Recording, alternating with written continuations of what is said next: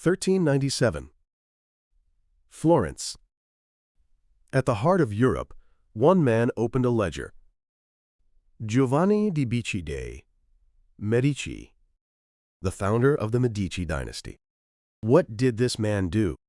Simply put, he moved money. But within that, there was a cunning mechanism.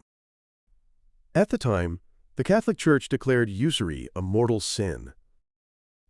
Lend money and charge interest, and your soul would fall to hell. The Medici overcame this prohibition through foreign exchange. They earned profit as the margin on currency exchange rates. On the surface, it was not interest. In substance, it was identical to lending. This mechanism was the Medici's weapon. Then, he made his greatest gamble: a contract to become the primary banking institution of the Roman papacy. From the 1410s through the 1420s, the Medici Bank deepened its relationship with the papacy, with its Rome branch as the axis. The papacy was one of the most powerful financial actors of the era, collecting and transferring funds on a European scale. Tithes, income from benefices, donations from nations across the continent. The Medici Bank became the institution that managed this vast flow of funds spanning the entire continent. The moment they earned the papacy's trust, the doors swung open. London, Bruges, Geneva, Rome. They expanded their presence across Europe, reshaping their branch network as the times demanded. Giovanni had transformed from a modest Florentine merchant into a financier with influence over the entire continent. Yet he never showed it openly. The power of the Medici always lived in the shadows. 1429. His father Giovanni passed from this world. Cosimo de' Medici had reached the age of 40. What he inherited from his father was not the bank alone. Influence, connections, and responsibility to the city of Florence itself. Cosimo looked out the window. How would he move this city? That question burned quietly within his chest. But those who accumulate too much power invite envy. 1433. The old aristocratic families of Florence made their move. The Medici are dangerous, cast them out. Cosimo was driven from Florence. After his exile, he stayed primarily in Venice, reading the situation carefully. But he did not panic. He waited for the right moment. Power cannot be seized by force. It is obtained by being needed.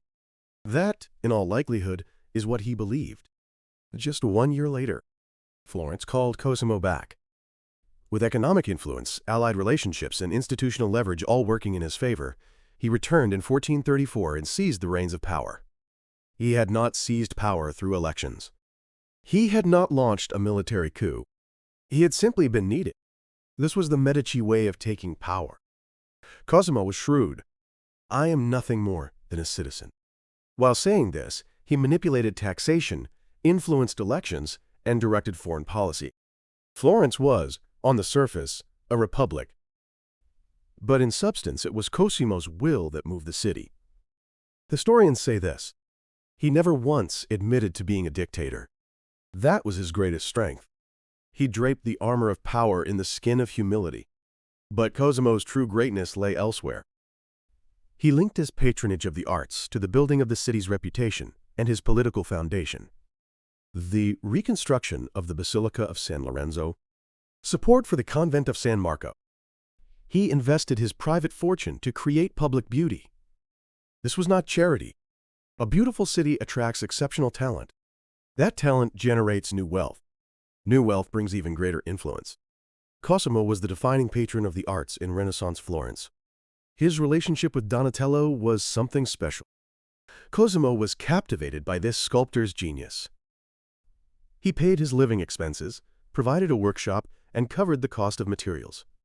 What did he ask in return? Works of art. And the pride of Florence. The name of the Medici and the glory of the Renaissance became intertwined in this way. 1464. Cosimo quietly closed his eyes. The citizens of Florence bestowed upon him the title, Father of the Fatherland. For 30 years, he never once called himself a ruler. Yet everyone recognized him as one. A banker had shaped the very soul of a city. But the story of the Medici had only just begun. Yet between Cosimo and the next generation, there was one more head of the family. His son Piero, the man known as Piero the Gouty, struggled with illness, yet worked to preserve the Medici order. And then, 1469, Piero, too, passed from this world. The one who inherited that legacy was a young man of 20, Lorenzo de' Medici, the man who would later be called Il Magnifico, the Magnificent. But at that moment, he was still young. With his father Piero's premature death, he found himself bearing the weight of his grandfather Cosimo's enormous legacy. It is said that what supported him was the shrewd counsel of his wise mother, Lucrezia Tornabuoni. Recent scholarship has reappraised her as a shadow strategist who managed negotiations with the papacy and arranged noble marriages. According to records of the time, Lorenzo is said to have spoken these words, "I am too young, but Florence will not wait for that." Yet power casts a shadow. April 26, 1478. In the middle of Sunday Mass, inside the Florence Cathedral, a blade flashed. The Pazzi conspiracy is said to have involved factions connected to Pope Sixtus IV. His brother Giuliano fell. Lorenzo barely escaped with his life. He concealed himself in the sacristy of the cathedral and barred the doors. In that moment, what was he thinking? The fear of death? Or the rage of wondering who had betrayed him? But this assassination attempt, in the end, only made Lorenzo stronger. Citizens of Florence were furious. Do not lay hands on the Medici. Neither the Pope nor the Pazzi family were any match against the people's will. Lorenzo turned the crisis into an opportunity to consolidate his power. This is the true art of the statesman. Not to fear crisis, but to use it. Lorenzo loved the arts. He was no mere patron. He wrote poetry himself, engaged in philosophical discourse, and debated with artists as equals. Botticelli, Palaiuolo. They were invited to the Medici palace, nurtured their ideas, and gave birth to masterpieces. The birth of Venus. Primavera. In this era, Florence was the cultural center of the world. In that garden, there was one boy, Michelangelo, early teens. Lorenzo recognized this boy's genius at a single glance. He gave him food, a place to live, and access to ancient sculpture. A decade or so later, that boy would carve the David. Eventually, he would paint the ceiling of the Sistine Chapel. Lorenzo's eye changed history. 1492. Lorenzo passed from this world at the age of 43. People would later say, the day he died, the golden age of Florence came to an end. But here lies an important truth. Behind the glory of politics and the arts, the Medici Bank had in fact begun to decline. He may have been more a genius at spending money than at generating it. Failed branch management, shifting political winds, non-performing loans.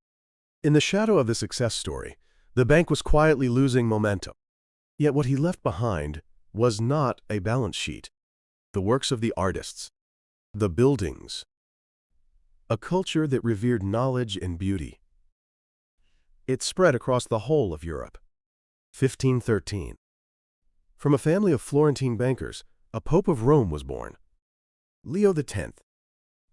Giovanni de' Medici, the son of Lorenzo il Magnifico. The boy who had once watched as a child while his father and Michelangelo spoke in the garden now stood at the pinnacle of the Christian world. According to anecdotes passed down through history, Leo X is said to have spoken of enjoying the papal office. Whether this is historical fact is uncertain, but those words perfectly embodied the spirit of the Medici. And then, 1523, a second pope, Clement VII, Giulio de' Medici. From a family of Florentine bankers, two popes of Rome within the span of a little over a century. This was no coincidence. Finance, art, politics, and religion. The Medici reached their fingers to the summit of every form of power. The character of the Medici family changed with the times. In the 15th century, they rose as the, quote, unofficial power behind the Florentine Republic. Then, in the latter half of the 16th century, Cosimo I was granted the title of Grand Duke of Tuscany, and they transitioned into public monarchs. The form of power had changed, but the fact of their dominion had not. From 1569 to 1737, approximately 170 years. The Medici reigned over this land as Grand Dukes of Tuscany. 1737. The last male line survivor of the Medici, John Gaston, passed from this world. A family that began as Florentine bankers had produced two popes of Rome, funded the Renaissance, and altered the direction of European culture. No one commanded them. They simply chose what to use their money for. Now, what can we learn from this story? The Medici were financiers, but what they left behind was not a balance sheet.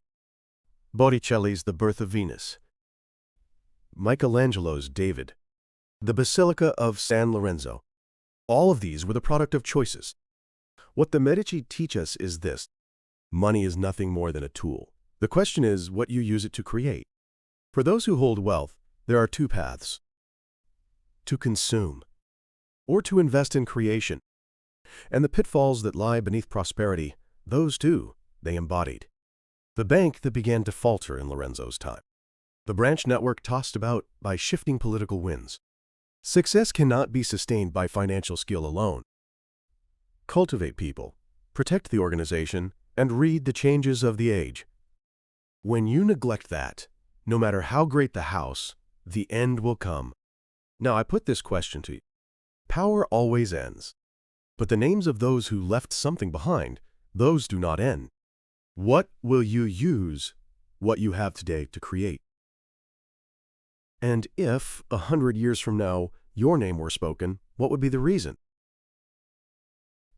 Let me hear your thoughts in the comments. Thank you for joining me on this journey today. On this channel, we explore the stories of history's great figures, people like the Medici, to uncover the timeless wisdom of strategy and decision-making across the ages. Bankers who moved civilizations, artists who changed history, and single choices that shaped the world centuries later. These are the stories we will continue to unearth. If you're drawn to the decisions and strategies that lie hidden beneath the surface of history, hit subscribe and turn on notifications. Until next time.